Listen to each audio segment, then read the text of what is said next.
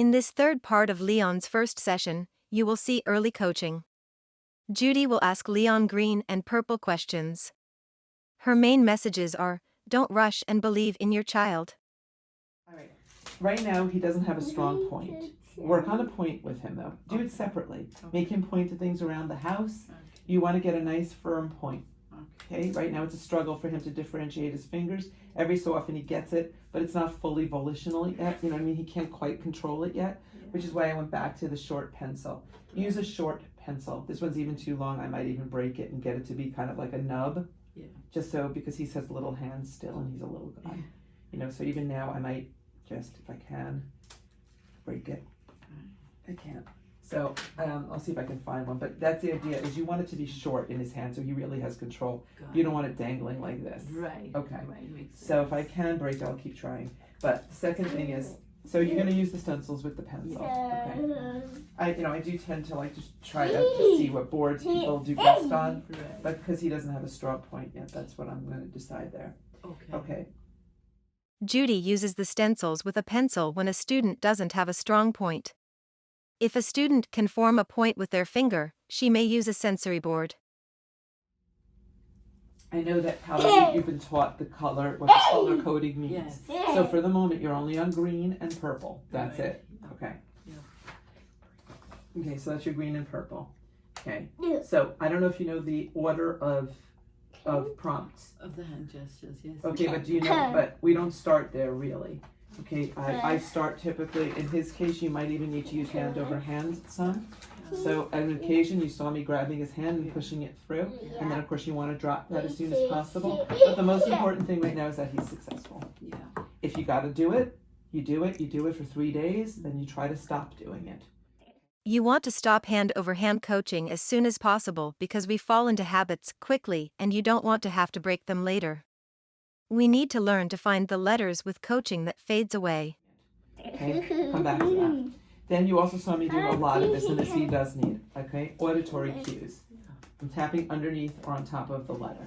It's just to draw his eyes over there. Right. So the idea of prompting or coaching, whatever word you want to use, is you want to use the least invasive prompt, Yeah. but to make him successful. Yeah. Which means if he can't be successful without hand over hand, Yeah. I'm going to hand over hand him. Right. And then drop it as soon as I can and go down to the auditory cue, which is next down. Okay, which I did. Then I tried it without even the auditory cue, just big hand gestures and, over here, even clicking like this to draw him over. Okay, so I'm basically constantly trying to drop my level of prompt to see how he does. The most invasive coaching is also the most supportive. Please give us enough support to be successful, but constantly probe to reduce the coaching level so we can learn to find the letters ourselves. If you're familiar with the word probing, I don't know if you know that word in terms of this. What you do is you'll teach the skill. Let's say we're really working on getting him to spell his name, right? Which, obviously he knows how to spell. I already know you know it. I already know you know how to read. Okay, so let's just do this. Show your mom, okay? Here we go. Okay, you're gonna spell your name, okay? So top shelf, up and get it. Now notice the board is not down yet. Right. I'm holding the board up here. Right. I'm telling him where to look. I'm getting him set and ready. You're going to be shifting your eyes to the top shelf, right in the middle. Good. Okay? Top shelf in the middle, up and get it, up with your eyes. Where is that letter for your name? Get your eyes on the board. Where are your eyes? Get them on the board, Leon. There you go. Look and L. See how he was successful? Yeah. I saw his eyes look at the board, Yeah. and then I let him go. Oh. Bottom shelf, get down on the left, down and get it. Move your eyes. Come on, you. Yep, get that pencil in the right place, though. Okay, L. And what's the next letter in your name? Look, look, look. Where is it? All the way. Good. E. Next 2 letters downstairs, Leon. Look, look, look. Look at the board. Look at the board. Get the pencil in the right place. Okay. L and E and down and get it. Find it. Where is it? That's right. O and where's the last letter in your name? Get it down in the bottom left. Down, down, down, down. There you go. Right in. Wait, he did the last one without looking. Was that? He was using his peripheral vision, but no, I usually do make them look. But the thing is, I don't just for the sake of this. Okay. So here's very, very capable of doing this. Okay. So don't rush. If you need, I didn't put that on here, but if You need hand over hand. You use it. Yeah, I watch your videos multiple times, the communication for me. Now, Leon's mother watched the C4A instructional videos several times before coming to this session. We encourage all families to follow her example. I had a question. When you say do not rush, do you mean do not rush with bringing down the board? That's or? correct. Okay. What people do is this. I'll show you. Use order. Let me just write this down. I'm always trying to do too many things at once. All right. So you want to use those two if you need them. Okay. What I mean is this. This is what people will do. We want them to spell Judy. Okay, and they go, okay, spell Judy. And they go, and the kid's poking all over here, and they're like, it's in the top.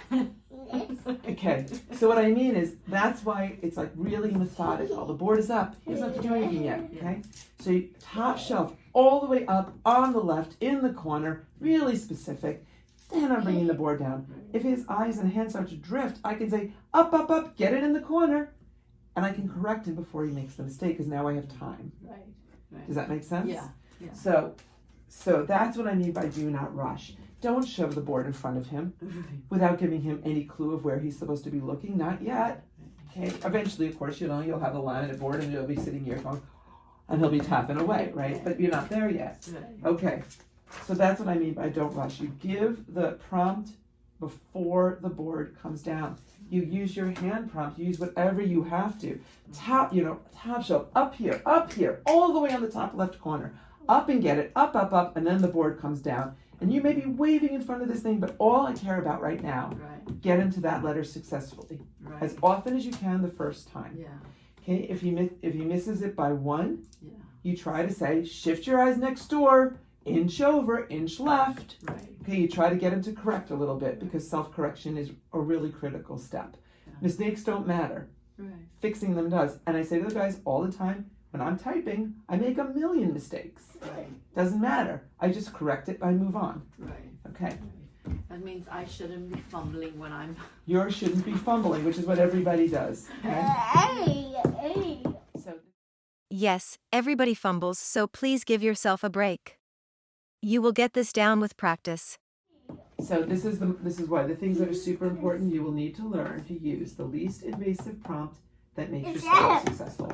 And if that least invasive prompt is hand over hand, it is. That's it. You drop it as soon as you can, but you want him to be successful. The more successful he is, the happier you'll be. The happier you'll be, the happier he'll be.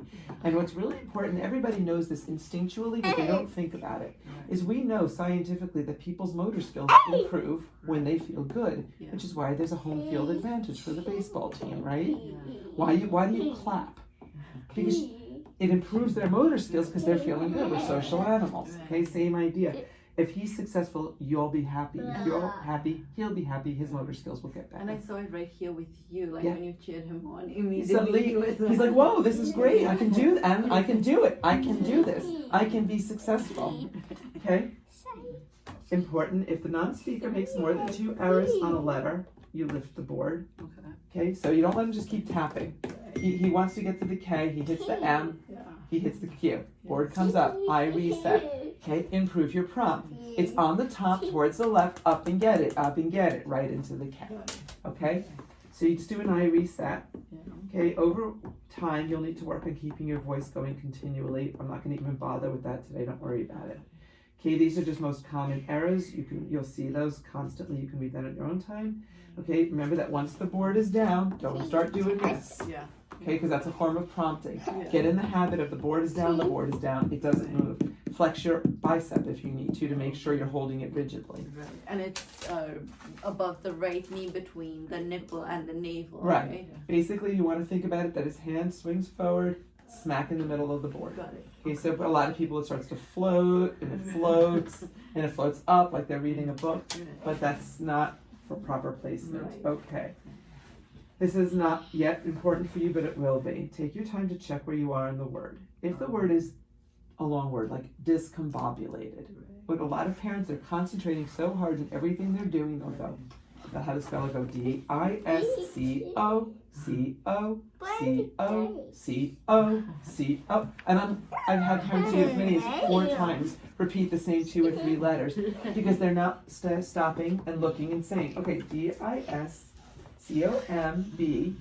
The next letter is C-O-M, and so spell it out loud. Look, take the time. Remember, you're not in a hurry. Okay. And of course, this one you already know. Yeah. And this is really hard for parents who, like me, whose kids were in their 20s and had been told their entire lives that their IQs were 40. It's a very hard habit to break. Yeah. Okay, but they won't spell for you if you treat them like they're idiots. Right. They won't. Judy is talking about breaking the habit of not presuming competence.